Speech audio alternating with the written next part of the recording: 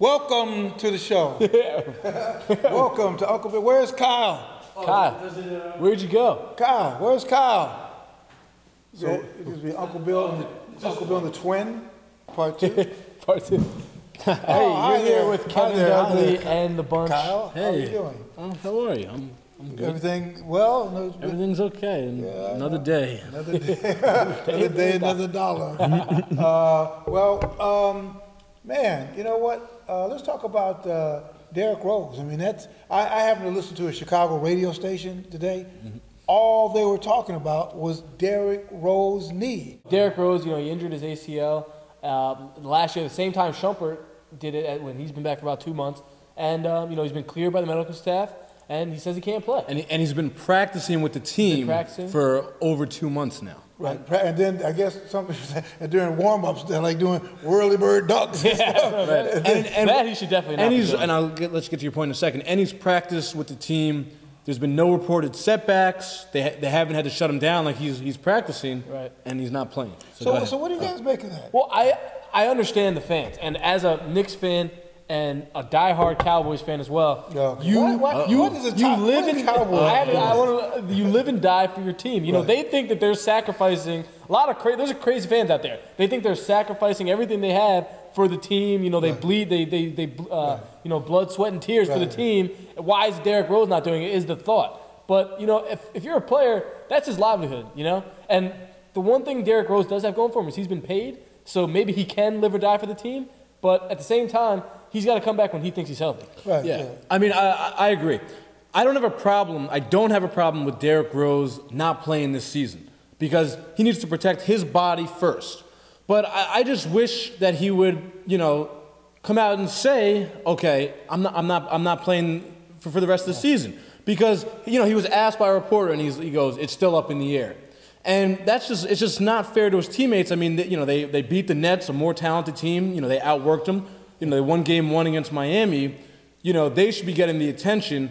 And at this point, if he came back, I think he would ruin their chemistry. I mean, he needs to just say, I'm out for the playoffs. Practically, my frame of reference is RG3. Yeah. And I just keep having that image in my mind. And remember, RG3 just came out in a magazine article and ESPN the magazine, and he said, you know what? I shouldn't have played. So I'm thinking, and kind of like you were saying, Kevin, I'm like, athletes tend to think in the moment. Yep. Right. In the moment. Whereas the general managers and the owners, trust me, they're thinking big picture. Kobe, sorry, well, we're going to put the front of you. We're going to amnesty you.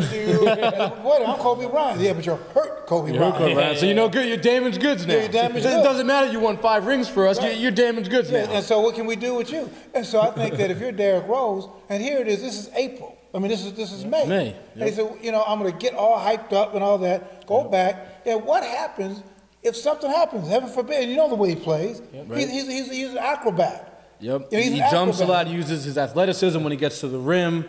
He jump stops, he cuts.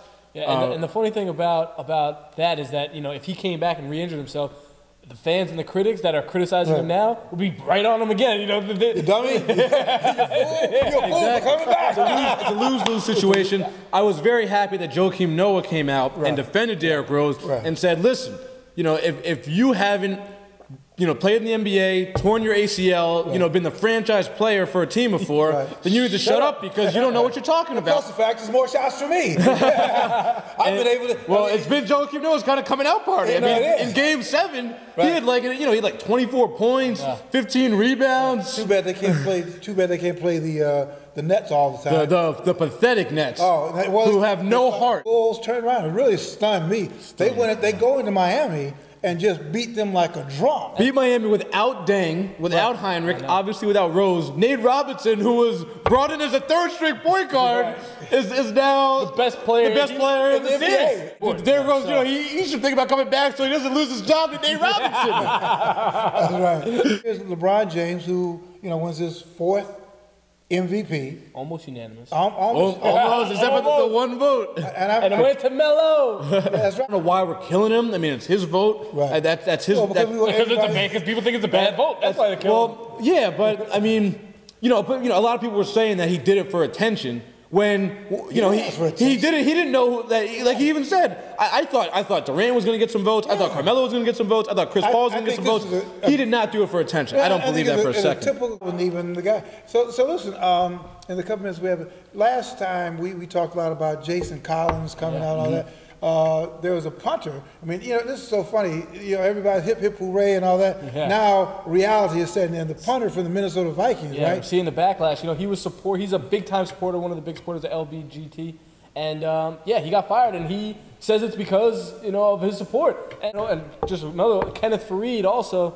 He actually has two moms that he was raised by lesbian parents, and as soon as he made his tweets, people are dropping the the derogatory slang. So those people, you guys should rethink your lives. Yeah, and again, I think the heroism is going to come not so much the people coming out, but the people, the bystanders, the fans, the people who are in the playground who watch people getting beat. Who's going to be the person that steps up and stops this kind of stuff? All right, guys. Well, good show. And, enjoy the NBA playoffs, and we'll be back next Monday. Good stuff. Where's your mug, man? We gave Kevin a cup.